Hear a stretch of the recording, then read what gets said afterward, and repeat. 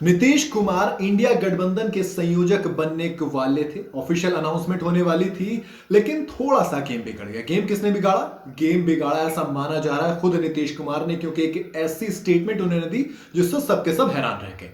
इस स्टेटमेंट में क्या था वो अलग बात है, लेकिन अब नीतीश कुमार कांग्रेस से नाराज है। एक ऐसा नेता जिसने इंडिया अलायंस को बनाने में बड़ी भूमिका निभाई, एक ऐसा नेता जिसने इंडिया अलायंस की तमाम पार्टियों को एक मंच पर लेकर आया, वो खुद अब देश की सबसे पुरानी पार्टी और सबसे बड़े विपक्षी दल यानी कि कांग्रेस से नाराजगी है उसकी। ऐसे में 2024 का लोकसभा इलेक्शन करीब आ चुका है, तो इंडिया अलायंस के लिए किसी सेटबैक से कम नहीं है। हुआ क्या था चलिए बताता हूं। इंडिया अलायंस की बैठक आखिरी दिल्ली में होती है। इस बैठक में लगभग ये तय हो चुका था कि भाई नीतीश कुमार को इंडिया अलायंस का कन्वीनर बनाया जाएगा, संयोजक बनाया जाएगा। एक बड़ा पद है। इस बड़े पद के पीछे की कहानी वो मैं आपको बाद में बताऊंगा, क्योंकि उस पर भी थोड़ी सी पॉलिटिक्स है। एक सियासी गलियारों में हवा चलती है कि सियासी गलियारों में जो भी हवा चलती है उसके पीछे कुछ ना कुछ वजह होती है। ऐसे में नीतीश कुमार का संयोजक का ऐलान होना, इसके पीछे भी एक बड़ी वजह है जिसके बारे में बात करेंगे। लेकिन उससे पहले बैठक पे आता हूं। दरअसल जब ये बैठक चल रही थी तो नीतीश कुमार ने भाषण दिया। अच्छी बात है, इसमें कोई दिक्कत नहीं है। लेकिन इसके बाद डीएम के सांसद टीआर बालू ने मनोज झा से कहा कि यार नीतीश कुमार के भाषण को जरा अंग्रेजी में समझा दीजिए।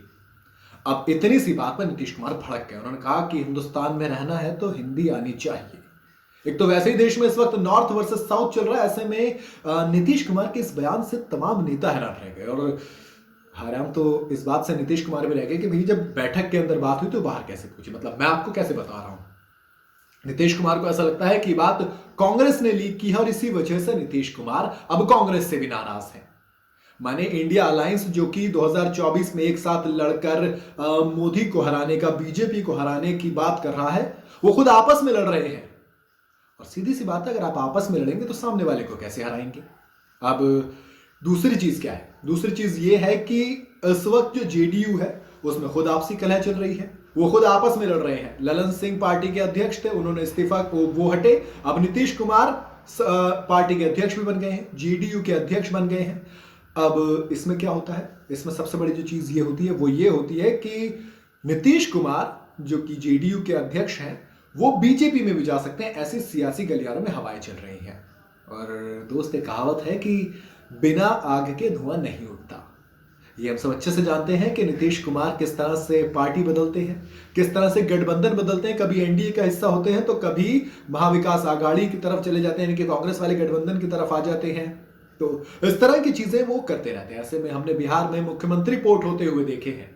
बिहार शायद इकलौता राज्य होगा जहां पर मुख्यमंत्री सेम रहता है, लेकिन सरकार बदल जाती है, पार्टी बदल जाती है। माने डेप्यूटी जो सीएम है वो बदलते रहते हैं, लेकिन जो सत्ता के शिखर पर बैठा एक नेता होता है, सूबे का सबसे बड़ा जो मंत्री होता है जिसे मुख्यमंत्री कहते हैं, वो एक ही रहता है, और वो नीतीश कुमार है। तो नीतीश कुमार को ये पैतरा अच्छे से आता है। अब बीजेपी वाले तो ये भी कह रहे हैं कि यार नीतीश कुमार खामखा हवा बना रहे हैं कि बीजेपी में जा सकते हैं वो, इसलिए ताकि इंडिया गठबंधन में खौफ रहे, डर रहे कि भैया इनको कोई बड़ा पद दीजिए वरना ये दूसरी तरफ खिसक जाएंगे। और अगर नीतीश कुमार दूसरी तरफ जाते हैं तो हम सब अच्छे से जानते हैं कि इंडिया अलायंस बनने से पहले बिखर जाएगा, क्योंकि तमाम पार्टियों को इकट्ठा, एकजुट, एक बैनर के तले, एक स्टेज पर नीतीश कुमार ही लेकर आए थे। ऐसे में उनका कन्वीनर बनना भी तय था। शायद इंडिया गठबंधन थोड़ा सा डर की वजह से और थोड़ा जरूरत की वजह से नीतीश कुमार को पद देने के लिए तैयार भी हुआ था। इसके अलावा पीएम पद के चेहरे के लिए मल्लिकार्जुन खड़गे का नाम सामने आया था। ममता बनर्जी ने नाम पेश किया था और अरविंद केजरीवाल ने इस नाम को समर्थन दिया था।